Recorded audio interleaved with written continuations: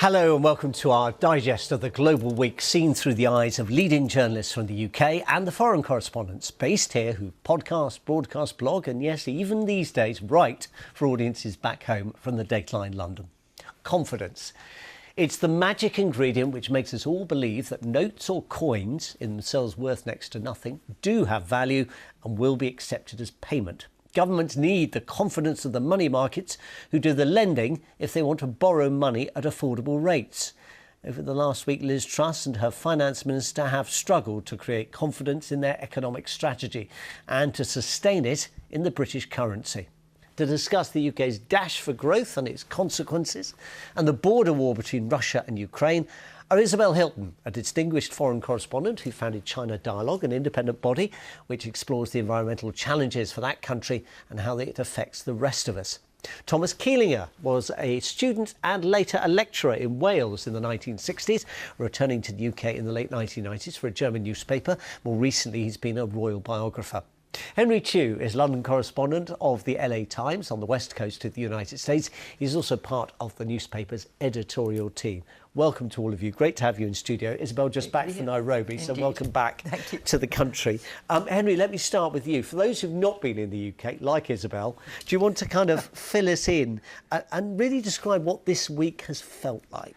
Well, it really has been kind of a dizzying week, vertiginous when you watch the pound drop the way it did because of last Friday's mini budget that the new government under Prime Minister Liz Truss has put out that caught people unawares, including the markets, that then rendered their verdict saying that actually these unfunded tax cuts that were included were really quite worrisome. And then you saw investors flying away from the pound in droves. And so we had the pound touching down to its lowest ever point against the dollar on just a few days ago. It's recovered a little bit, but that also has been because of this extraordinary intervention by the Bank of England. Now, for a little bit of context sake, we look at the fact that this government has only been in power for less than a month, and yet this crisis has hit.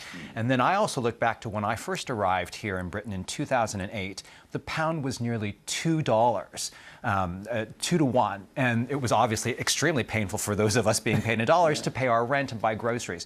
To think of it in that period of time of dropping down to near parity is really quite astonishing. And so there has been that feeling of watching the bottom falling out from beneath us. And just a couple of quick things that really struck me about this. One is that this country has clutched to the pound as being so much part of its identity, to the extent that when we were part of the EU, Britain was exempt from using the euro because it claimed the superiority of the pound. Now, watching that fall through is obviously going to have a psychological effect. And then the second thing that has been remarkable to me about this week is that we now have a government whose the Prime Minister and her Chancellor have almost a religious faith in the power of the free market. They want to see the markets unleashed and trust in the rigors and the wisdom of the market. Well, the markets have now said what they think of their plan, and yet they say we're ignoring the markets and we're going to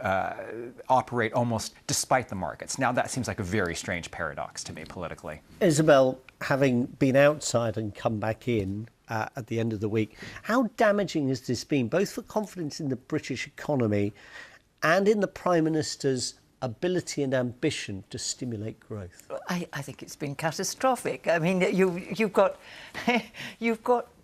Tory MPs, you know, competing for new and different ways to shake their heads in despair. You can hear the tumbrils, you know, looking for parking places in Downing Street.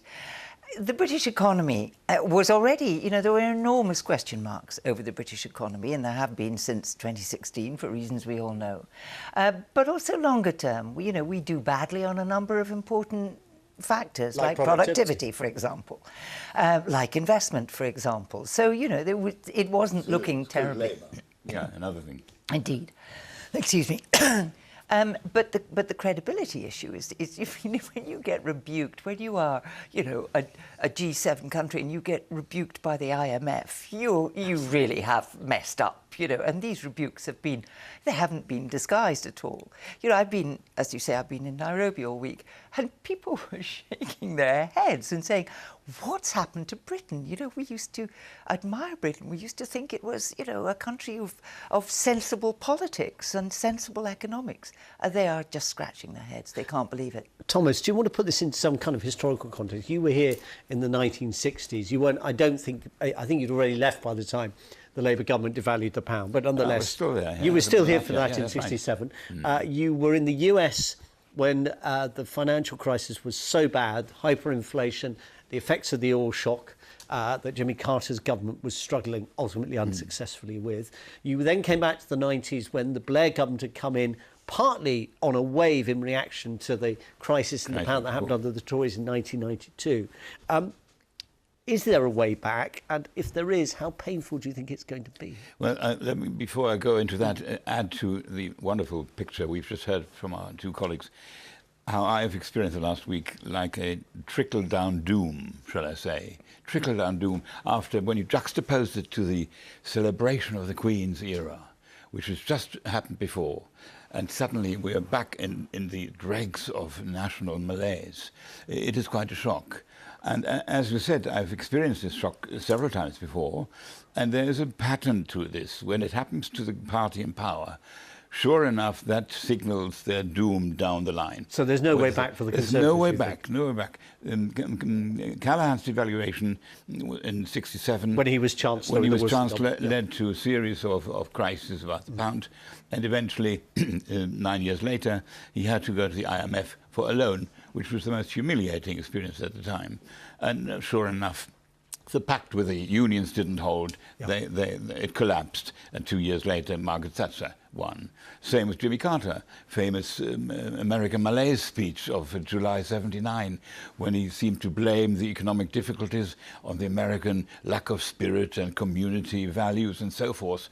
Well, the country came back and showed him where the fault lay, and that was him. And Reagan came with absolutely unending glory for him.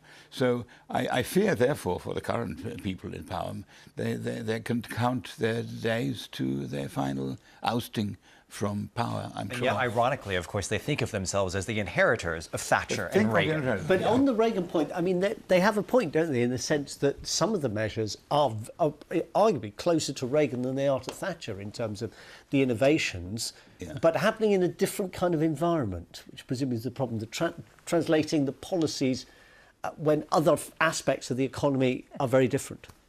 And to pretend that you're the same as a nation, which I come from, which has 360 million people and is the world's strongest economy and has a currency that is the world's reserve currency, you can't actually be the same. You know, the U.S. is unique in that regard. So the U.K. can obviously take what reforms look like they could possibly work for this country, but it's not going to be the same recipe that worked for the U.S. There are those who say that some of this is America's fault. The strength of the dollar and the actions, the really aggressive interest rate rises introduced by the Fed. That's true. Obviously, the Fed has been more aggressive than the Bank of England and more aggressive than the European Central Bank. There are actually some who say that the Fed wasn't aggressive enough to tame inflation in the U.S. And let's not forget that the Fed is a national bank. It is responsible for the U.S. Now, the value of any currency is not determined by the Fed, by the central bank. It's in the eyes of the beholders of those who do business in the various currencies around the world. Which takes us back to that important confidence. Correct, in that the U.S. dollar still remains the world's reserve and most trusted currency. I mean, it goes up and down. The pound was one of in the basket along with the euro and also the yen, but those have all actually declined against the dollar. And that is because of what investors around the world think, not just what the Federal Reserve thinks. Well, let's talk about somebody from a different North American country, from Canada. We had this intervention from Mark Carney, who was the governor of the Bank of England, basically saying, to quote him on Thursday, unfortunately having a partial budget in the circumstances of a tough global economy, tough financial market position, working at cross purposes with the bank has led to quite dramatic moves in finance markets. Is there a perception that the bank and the government are doing two contradictory things? Well, it's more than a perception. I mean, the bank had to intervene to correct the damage that the government itself had caused, and of course by by buying back bonds and by raising interest rates, it is moving in the opposite direction. But if it hadn't, who knows where we would have ended up? If there hadn't been an intervention. And this goes back, in what the bank did was to try to restore confidence in both the economy and the currency. And this was necessary because the government itself had removed all the guardrails, the Office of Budget Responsibility, the kind of... Nobody believes in this plan. But the fact that they had not published and still haven't published any assessment from Budget Responsibility means that what we're seeing is magical thinking. We're not seeing an objective assessment.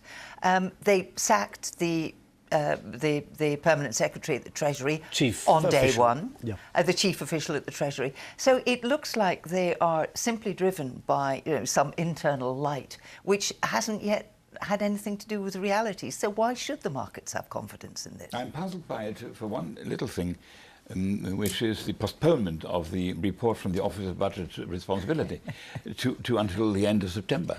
There's an old saying. So the end of November. Yeah, how much more bad news do we want? There's an old saying which says, when you're in a hole, you should stop digging. Yeah. They continue to dig themselves further and further away from reality. So you think November 23rd, I think it is, 23rd. It's not going to hold? Do you think it's going to have Couldn't. to do something sooner? The pressures of the market and all other interested parties will force them to revise the date again.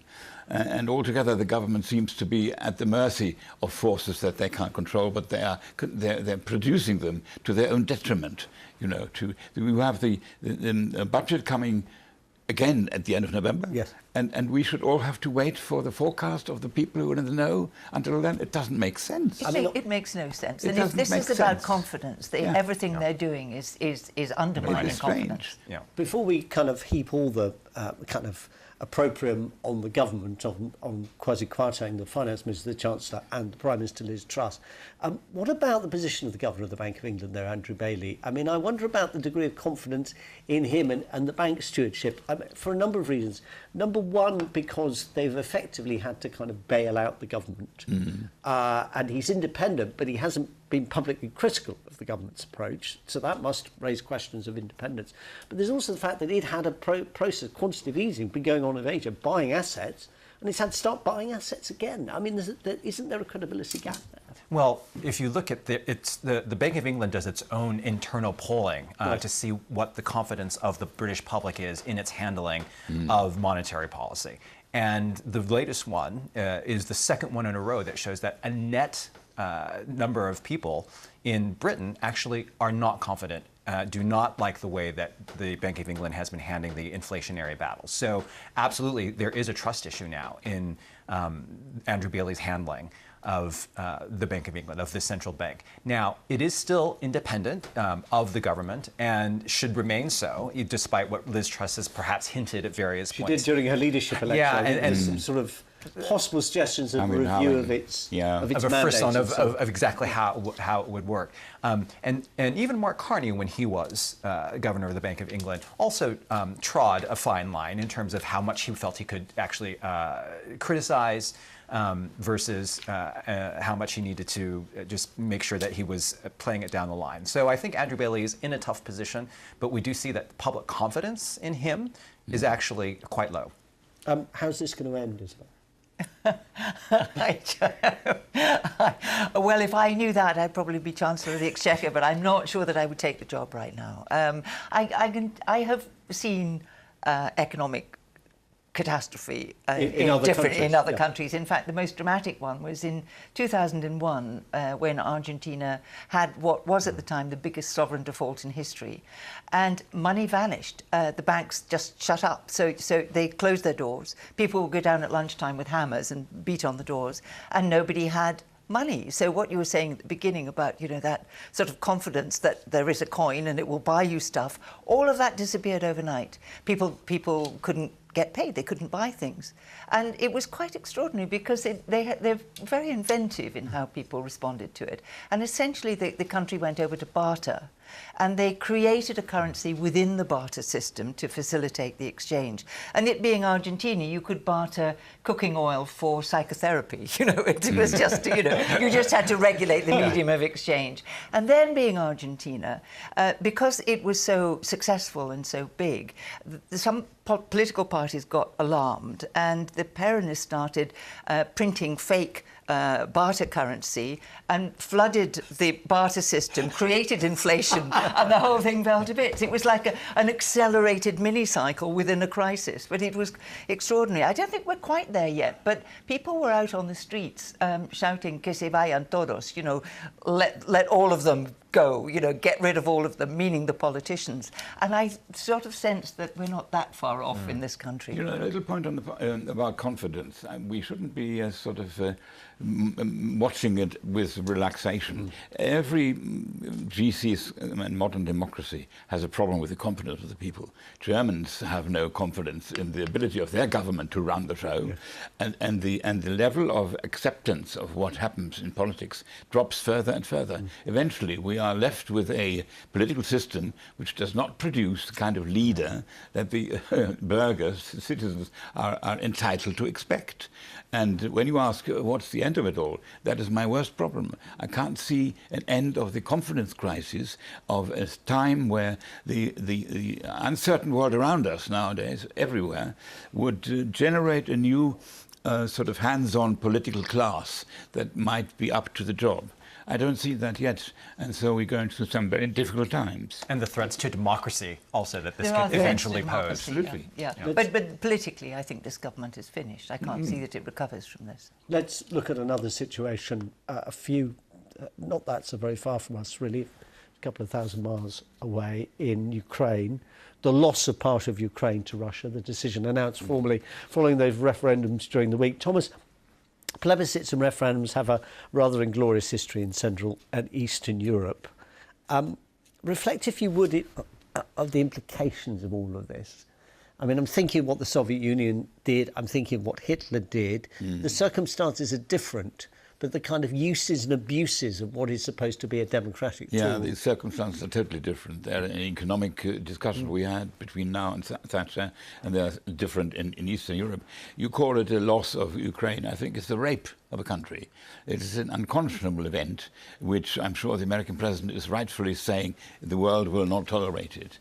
Well, that's one thing to say we won't tolerate it, but how to bring it to an end is a both question. How does it all end? As long as you have someone like Putin who is absolutely resolved not to follow any kind of traditional diplomatic and civilized means of coming to terms with his neighbors, it can only get from bad to worse. Now, what does worse mean? Is he going to be serious about using atomic weapons or atomic devices? He would be silly to do so because he can't calibrate the response, which will be ruinous for him. So I think all we have to do is continue to encircle him with our resistance to accept it. He must find a united world against him that simply refuses to deal with a man like him. Yeah, but we were just saying... Containment. They used to say containment was the old word. You have to contain the Putin phenomenon. But as we just see, even in the financial discussion about this government here digging in its heels when all seems to be falling around it, now, unfortunately, we have all sides entrenching themselves further in their positions, whether it's Russians or Ukraine or the West. I mean, all of those positions are hardening. And so finding out where you could actually go from that for everyone to have an off-ramp, as they always say, off the freeway, is very difficult. And with this annexation, we're even into new territory where Russia is saying this is our sovereign soil that we're going to be protecting. That brings up new dangers in terms of weapons, as you say, that could be used, and ways of treating the people who are there or who are trying to undermine that. It's, we're really entering, I think, into a perilous phase.